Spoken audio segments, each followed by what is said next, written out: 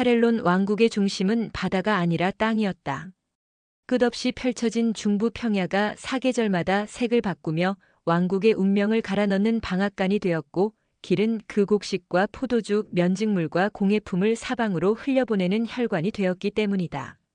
아침이면 마차 바퀴가 자국을 남기고 저녁이면 포도향이 골목을 채웠다. 이 왕국에서 바람은 풍차를 돌려 곡식을 빻는 힘이고, 상인의 길드는 바람의 방향을 읽어 돈의 흐름을 바꾸는 기술이었다. 카렐로는 코린티아 대륙의 한가운데를 지키는 무역의 허브였고, 그 중심부에는 오래전 상업으로 출발하여 무력으로 완성된 가문 에렌델이 자리하고 있었다. 오늘의 이야기는 그 에렌델의 16대손 장자, 한 아이가 세상에 오는 밤에 관한 기록이다. 그날은 가을 수확제가 절정으로 치달은 저녁이었다. 수도의 시장은 길게 늘어선 포도주 통과 면직물 더미로 성곽처럼 보였고, 광장 한가운데서는 곡식 신에게 바치는 제사가 마무리되고 있었다. 사람들의 환호성은 풍차 날개처럼 돌고 돌아 하늘로 올라갔다. 동시에 에렌델 저택의 깊은 내실에서는 불빛 하나가 일정한 박자를 지키며 떨리고 있었다.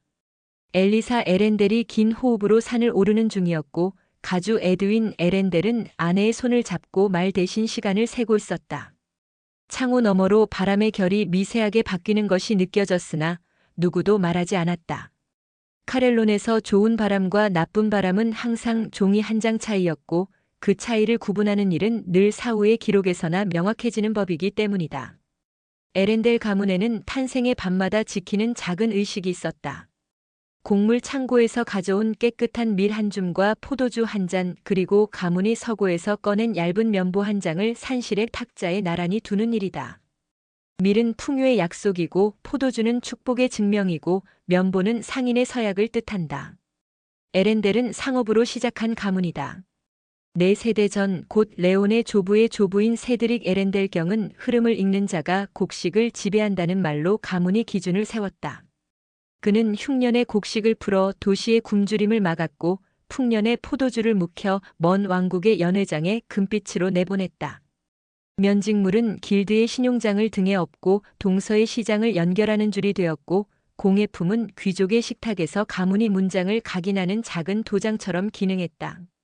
그렇게 쌓은 금화가 사병을 부르고 사병이 경계를 지키며 가문은 무력을 자기 언어로 통역하기 시작했다. 그 언어의 결론이 가주의 검이었다. 가주의 검 제피라는 바람의 이름을 가진 영웅급 무기였다. 본래 제피라란 서풍의 신을 뜻하는 고어에서 왔다고 서고의 기록은 말한다. 바람의 칼은 바람처럼 가볍고 때로는 바람처럼 무겁다. 검의 무게는 손이 결정하고 바람의 무게는 상황이 결정한다. 이 검은 에렌델이 상업 가문에서 무력의 가문으로 변모하던 시절, 즉 세드릭 경이 생애 말년에 가문이 문장을 왕립 기록원에 정식 등록하던 해의 모습을 드러냈다. 칼을 감싼 포도 덩굴이라는 문장이 수기로 새겨진 봉인함 속에서 바람의 검은 마치 오래전부터 그곳에 있었다는 듯 당연한 얼굴로 발견되었다. 이후 15대를 거치는 동안 제피라는 늘 가주의 허리에서만 잠들었다. 바람은 늘 주인을 까다롭게 고르는 법이었고, 제피라는 가주의 피와 맥박이 확인되기 전에는 검집에서 한 번도 빠져나오지 않았다. 적어도 그날 밤 그 사건이 일어나기 전까지는 그랬다. 엘리사의 진통이 정점에 닿을 즈음 에렌델 저택의 다른 한복판에서는 기묘한 일이 벌어지고 있었다. 가문의 무기고 안쪽 세 겹의 봉인과 무게추로 잠가둔 유리관이 흔들렸다. 금속판에 새겨둔 바람의 인장이 서서히 빛을 띠었다. 보초병사가 가장 먼저 진동을 느꼈고 곧이어 무기고를 책임지는 집사 오르만이 달려왔다. 그들의 앞에서 유리관은 마치 안쪽에서 바람이 차오르듯 미세하게 부풀어 올랐다. 오르만은 본능적으로 봉인 주문을 점검했지만 이상은 없었다. 문제는 봉인이 아니라 봉인 너머에서 주인이라 부르는 무언가의 반응이었다. 제피라는 그날 처음으로 스스로 검집을 떠나려 하고 있었다. 그것은 기록으로만 전해지던 바람의 인사였다. 새로운 가주를 인정하는 첫 반응이자 바람이 바람에게만 보내는 신호라는 말이 있었다. 오르만은 즉시 종을 3번 울려 가주를 호출하려 했다. 그러나 종의 첫 울림이 끝나기도 전에 유리관의 금속 잠금이 툭 하는 소리를 내며 빠졌다. 공기가 안쪽으로 빨려 들어갔다. 바람이 없는 방에서 바람이 태어나고 있었다. 제피라의 검집이 미세한 각도로 틀어졌고 다음 순간 빈 공간으로 날아오르듯 유리관 밖으로 미끄러져 나왔다. 검집이 바람을 가르며 돌더니 오르만의 코끝을 스치는 순간 마치 손에 쥔 듯 가벼워졌다. 그는 반사적으로 두 손을 모아 검집을 받았다. 무게는 깃털 같았고 소나기에 남는 감각은 천둥 같았다. 바람이 뜨거울 수 있음을 그때 처음 깨닫는 표정이었다. 제피라의 몸체는 여전히 검집 아니었으나 그 존재가 이미 방 전체의 공기를 새로 써내려가기 시작했음을 누구나 느낄 수 있었다. 무기고의 문이 열리고 에드윈이 숨을 고르며 들어섰다. 그의 눈에 검집을 든 오르만과 가만히 공중에 떠 있는 듯 보이는 제피라가 들어왔다. 동시에 산실 쪽에서 아기의 울음소리가 처음으로 터져나왔다. 그 순간 바람이 방향을 바꿨다. 에렌델 저택의 지붕을 훑고 지나던 바람이 뒤로 미끄러지듯 돌아앉더니 마치 보이지 않는 손이 길을 만들어주는 것처럼 무기고를 향해 쏟아져 들어왔다. 제피라의 검집이 스스로 열렸다. 날이 아직은 보이지 않았다. 대신 검집의 입구에서 보랏빛과 청록빛이 섞인 얇은 선이 한 번 번쩍이며 스스로를 닫았다. 바람이 응답한 것이다. 에드윈은 말없이 오르만으로부터 검집을 받아들었다. 그는 평생 이 검을 허리에 찼지만 오늘처럼 생생한 맥박을 느낀 적은 없었다. 마치 누군가의 아주 작은 손이 검의 등줄기를 따라 올라오며 여기라고 나라고 이제라고 속삭이는 것 같았다. 그것은 산실에서 막 울음을 터뜨린 아이에게서만 나올 수 있는 목소리였다. 에드윈이 산실로 들어섰을 때 엘리사는 이미 땀과 눈물의 경계를 넘어 미소를 띠고 있었다. 산파가 아이를 들어보였고 작은 몸이 의외로 큰 소리로 공기의 규칙을 바꾸고 있었다. 아기의 손은 놀랄 만큼 길었고 손바닥은 작았지만 온기가 오래 머물렀다. 엘리사가 아이의 볼을 쓰다듬자 아기는 손을 쥐었다 폈다. 그 순간 아이의 왼손바닥에 얇은 바람의 문양이 스쳤다. 미세한 소용돌이 같은 선이 감았다 풀리며 사라지는 것처럼 보였지만 엘리사는 확실히 보았다. 그것은 풍문이라 불리는 표식이었다. 가주의 검이 새 주인을 발견했을 때 혹은 새로운 바람이 예고될 때 간혹 나타난다는 문양이었다. 기록으로만 전해지는 이야기였다. 오늘은 기록이 현실이 되는 날이었다.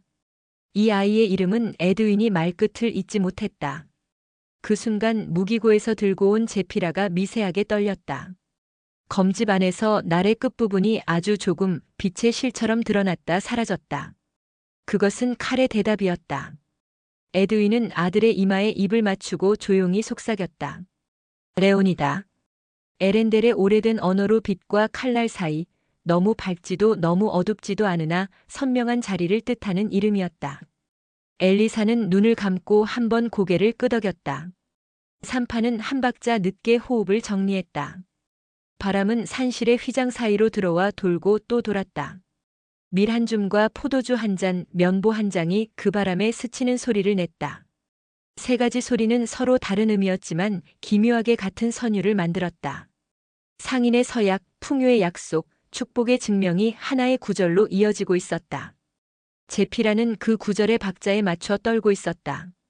그 시각 에렌델 저택의 바깥, 도시의 풍차 몇몇은 바람의 방향과 무관하게 거꾸로 돌기 시작했다.